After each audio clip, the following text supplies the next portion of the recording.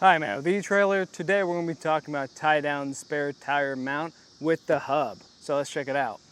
So this is going to be much more than just a regular spare tire mount compared to some of the other options I've seen out there. This actually does come with an extra hub. Now this is going to be for your 3,500 pound axles. So this is going to be for that extra security. If anything happens down the road, you need an extra hub or a piece of a hub, you can get it right here.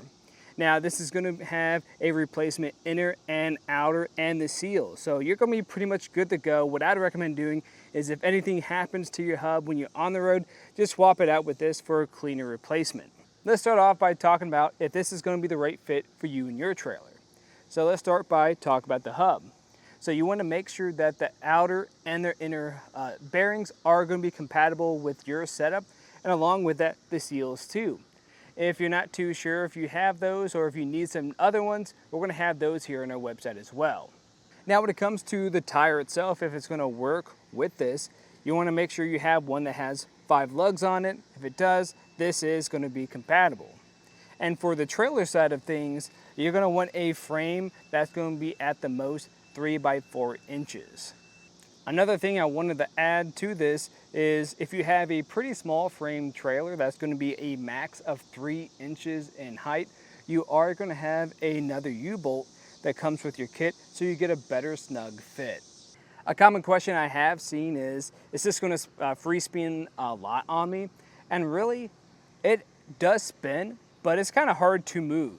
So I really wouldn't worry about this if you are driving around. Yes, it might spin some, but it's not going to be something to really worry about.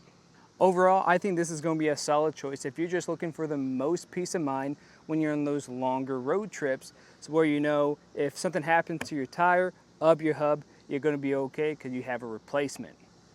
Now, when it comes to installing this, it's going to be pretty easy to do. And when it comes to taking either one of these off, it's fairly easy to do. With the tire, all you got to do is take off these lugs. And then for the actual hub itself, that's just going to consist of you popping off this cap, and then that'll reveal our castle nut underneath. If you remove that, then you'll be able to slide off that hub and then replace your old one. But let's talk about how to actually mount the mount. I like to start off by laying everything out so I know I have everything. So we're going to have our U-bolts. We're going to have both sizes of that, 2 sets of them. And then we're going to have our washers and our lock nuts. And then here on the other side, I'm going to have the mount itself. So what we're going to do from here is we're just going to grab that mount and make sure it's going to work on a place on the frame of our trailer. Once we find a good spot, then we can grab one of our U-bolts. That's just going to depend on the size of the framing of your trailer. So these smaller ones today won't fit my trailer. Instead, I'm going to use the larger ones. They'll fit around here, just like that. And I'm just going to start with one of them. Fit that U-bolt through some of these holes. And we're going to have a couple different options. Whatever works best for you and your setup. With one of them in place, I grab the other set and do the same. And with it roughly in place, what we're going to do from here is grab our washer, put it on here. Along with that, our nut.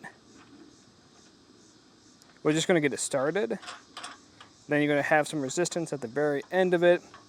And then we're going to repeat that for all 4 corners. Then come back and tighten it all the way down.